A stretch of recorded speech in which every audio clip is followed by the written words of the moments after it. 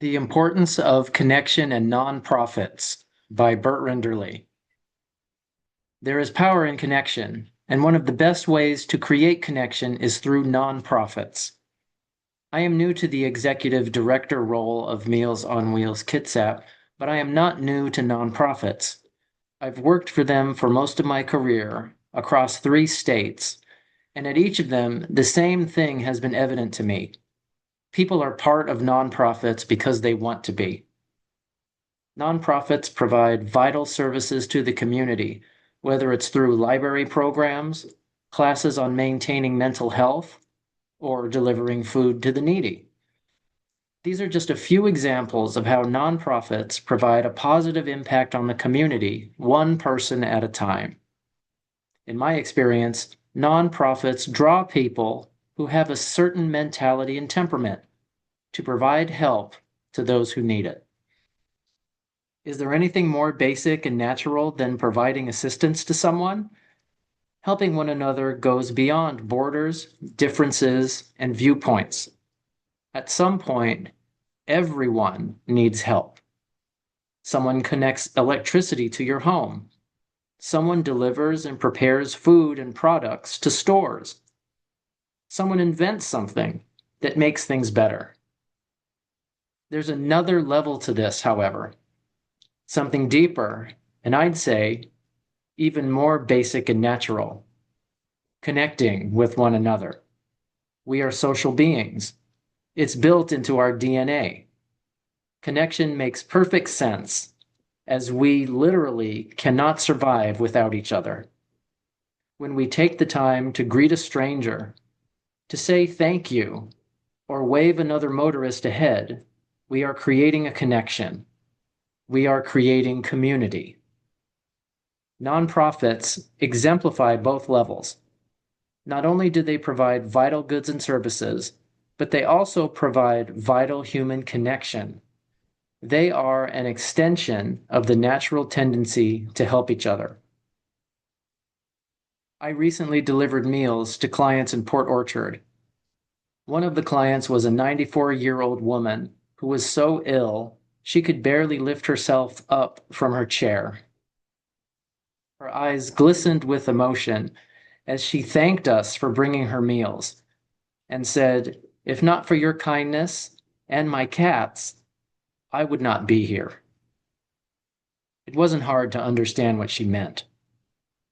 Her cat, who sported the most enormous head I've ever seen on a cat, had sauntered over to us when we arrived and immediately and proudly displayed his fuzzy tummy for petting.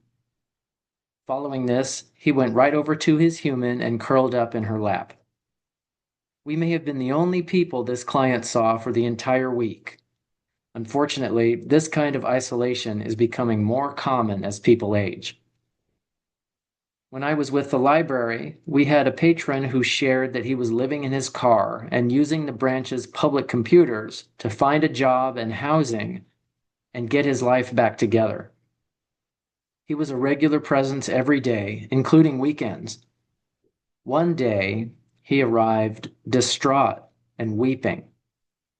We asked him what was wrong, and he told us, "I have a new job and a place to live.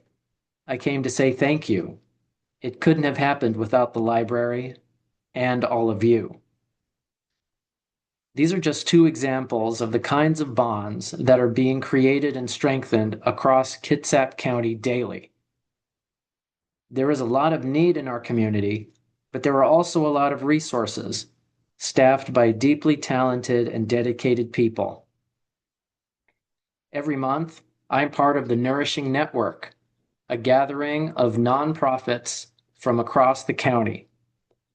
Facilitated by the caring folks of Bremerton Food Line, it's an opportunity for like-minded organizations to come together and share their mission, how they're doing it, what they offer others, and the challenges they're facing in the process. The organic and positive connections that arise from these gatherings are powerful and enduring. During a recent meeting, I partnered with the Kitsap Humane Society to deliver pet food to our home-delivered meal clients. The nourishing aspect of Nourishing Network isn't just food related, however.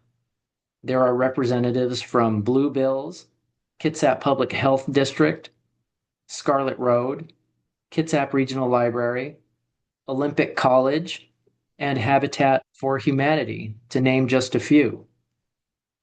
When people with a common goal come together to mutually support each other and their communities, you can never tell of the goodness that may result. This extends beyond the Nourishing Network, too. I'll be having a conversation with someone, for example, from Kitsap Community Foundation, the wonderful folks at Compass and Clock, or Kitsap Community Resources, with whom Meals on Wheels partners with to create the food we deliver. And I'll get a recommendation to reach out to a new organization or person to potentially give or receive support. It shows how close-knit and committed Kitsap County is, all with the goal of helping each other and ourselves. It's a common phrase that we're better together. I'm hard-pressed to think of a more relevant community demonstration of that than nonprofits.